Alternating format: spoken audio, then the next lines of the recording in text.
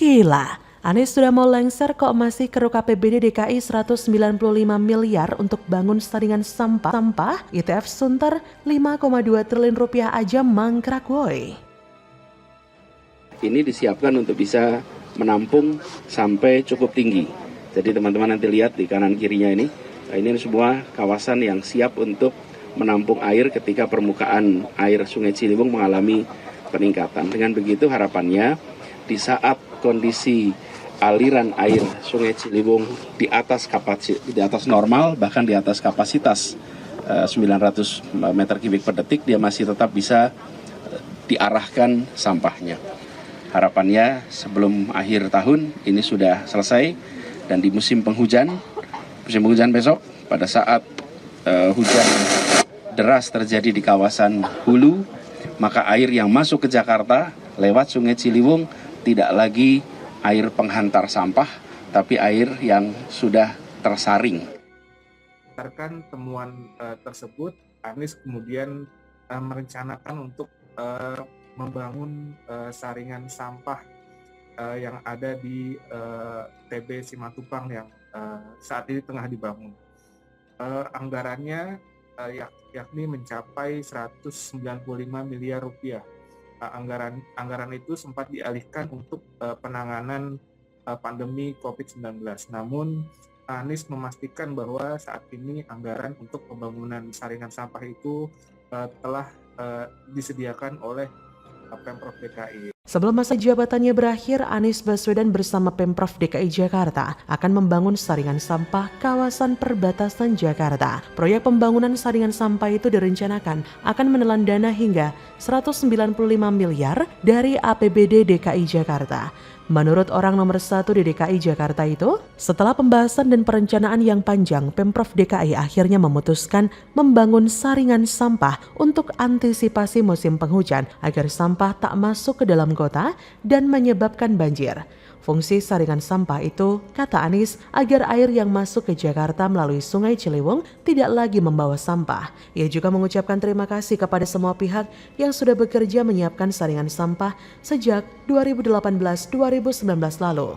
Terlihat sekali jika program Anies yang satu ini sangatlah politis dan berbau kepentingan yang mungkin saja hanya demi citra dirinya. Untuk mencari simpati dari halayak masyarakat bahwa dirinya memang bekerja. Padahal jika program tersebut sudah ada dan direncanakan sejak 2018-2019, mengapa baru sekarang Anies kerjakan? Mengapa Anies tidak mengerjakannya pada tahun itu juga? Sebelumnya ITF Sunter disebut bisa mengolah 2.200 ton sampah per hari dan menghasilkan 35 megawatt listrik. ITF ini dibangun oleh PT Jakpro bekerja sama dengan perusahaan publik yang bermarkas di Finlandia, Fortum Power and Heat Oil. Keduanya mendirikan perusahaan patungan bernama PT Jakarta Solusi Lestari. Akan tetapi entah kenapa, kerjasama ini akhirnya kandas. Fortum Power Heat and Oil membatalkan kerjasama dengan Pemprov DKI Jakarta. Tidak ada penjelasan pasti kenapa perusahaan tersebut batal bekerja sama, kecuali hanya bisa menduga-duga ada kesepakatan yang tidak menemui titik temu. Dan akhirnya proyek pembangunan ITF pun mandek hingga kini.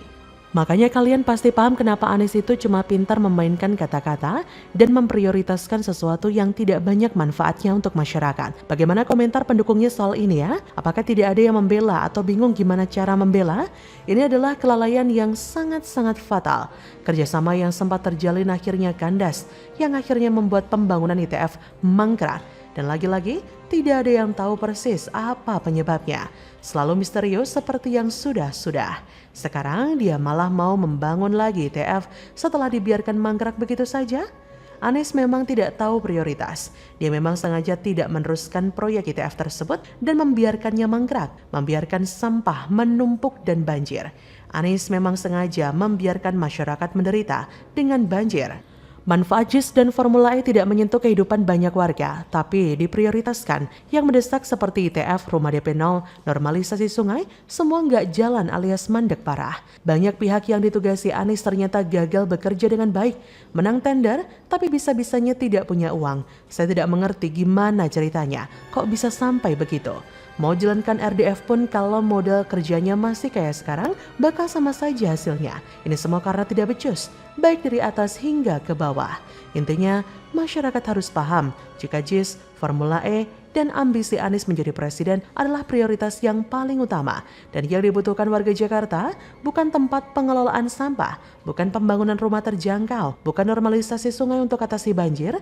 Warga tidak butuh itu. Warga Jakarta pendukung Anies lebih butuh JIS yang mendunia, yang dinobatkan sebagai salah satu stadion terbaik di dunia yang bisa dipakai untuk apa saja, baik itu sepak bola, konser, atau reunian kelompok berjubah agama. Bagaimana menurut Anda?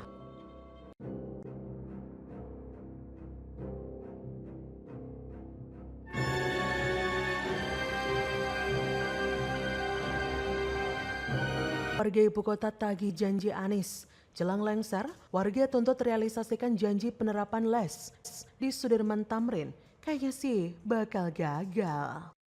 Ketahui bahwa mulai hari ini jam 10 pagi kami pemerintah Provinsi DKI Jakarta telah mulai menerapkan low emission zone atau kawasan rendah emisi di kawasan Kota Tua yang mulai dari Jalan Kali Pintu Besar Utara, kemudian Kali Besar Selatan, hingga Jalan Kunir, Jalan Pemukus, Jalan Ketumbar, Jalan Lada, ini melingkar yang diterapkan low emission zone. Jakarta di tangan Anies Baswedan, meskipun dari luar terlihat cantik, sebenarnya secara manajemen di dalamnya itu sangat amburadul. Anies hanya memoles wajah Jakarta dengan kosmetik tebal buat pencitraan tanpa mampu menyelesaikan akar masalah yang ada di Jakarta. Anies Baswedan memang tipikal dosen yang dipaksa untuk jadi manajer di sebuah kota besar. Itulah kenapa dia hanya mampu mengeluarkan teori-teori besar tanpa sedikit pun kemampuan secara teknis dalam mengelola kota besar. Masyarakat yang tergabung dalam koalisi Ibu Kota menentang Gubernur DKI Jakarta menetapkan zona emisi rendah atau Low Emission Zone (LES) di kawasan Sudirman Tamrin. Tantangan tersebut disampaikan langsung pengkampanye iklim dan energi Greenpeace Indonesia, mewakili koalisi Ibu Kota, Bondan Andriano. Koalisi Ibu Kota tersebut menilai Anies belum maksimal mewujudkan udara bersih untuk semua warga Jakarta. Menurutnya, penerapan les di Kota Tua tidak berdampak signifikan dalam meminimalisir polusi udara. Maka dari itu, ia menantang Anies untuk menetapkan zona emisi rendah di Sudirman Tamrin yang di situ sudah ada MRT, Transjakarta, dan penyewaan sepeda. Diberitakan sebelumnya masyarakat sipil yang tergabung dalam koalisi Ibu Kota gelar aksi di depan Balai Kota DKI Jakarta, Kecamatan Gambir, Jakarta Pusat, Jumat 16 September 2022. Koalisi berjumlah sekitar belasan orang itu ingin mengingatkan pemerintah Provinsi DKI akan hak udara bersih warga yang belum terpenuhi hingga kini. Hal itu dilakukan untuk memperingati 1 tahun kemenangan gugatan warga atas hak udara bersih yang jatuh pada hari ini, yang mana agar Anies segera menjalankan kewajibannya. Bondan mengatakan genap 365 hari pasca kemenangan gugatan warga negara alias citizen lawsuit, polusi udara Jakarta masihlah jadi masalah serius warga. Yang menjelaskan bahwa kemenangan warga yang harusnya mendapatkan hadiah berupa udara bersih juga belum terpenuhi. Menurut Bondan, sejauh ini belum ada perubahan kebijakan yang mendorong terciptanya udara bersih di Jakarta.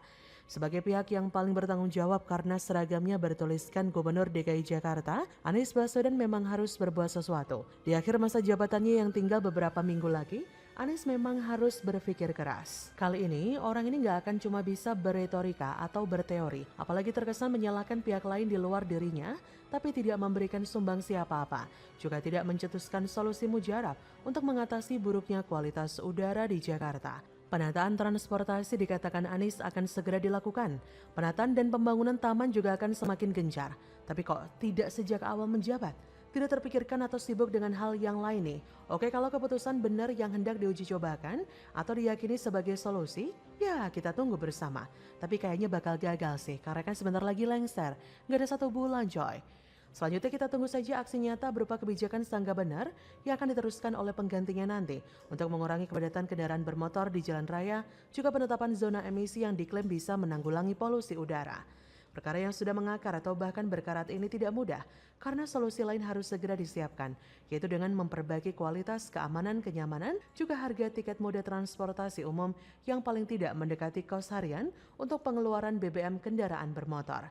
Dan jika Anies mengklaim berhasil membuat sebuah program yang bisa menanggulangi pencemaran emisi karbon, harusnya dia mengambil tantangan dari koalisi ibu kota untuk memperluas lagi penetapan zona rendah emisi agar dia tidak dicap sebagai gubernur gagal dan ingkar janji. Tapi sayangnya Anies bodoh amat akan hal itu. Ia nggak akan mendengar hal semacam itu. Bahkan wacana penggunaan sepeda pun kelihatannya hanya sekedar wacana. Buktinya, pemakaian sepeda di Jakarta hanya sebatas Car Free Day saja. Perlu ada gebrakan-gebrakan yang dilakukan berbagai pekerjaan rumah yang perlu dikerjakan. Kelihatannya waktu Anies banyak dihabiskan untuk menghadiri berbagai macam acara yang bisa membuatnya tampil di acara A, di acara B, peresmian A, peresmian B. Coba mulai dari sekarang hingga di sisa jabatan sampai Oktober nanti, bisa melakukan suatu program yang bisa menekan kualitas buruk udara Jakarta. Jadi bagaimana menurut Anda?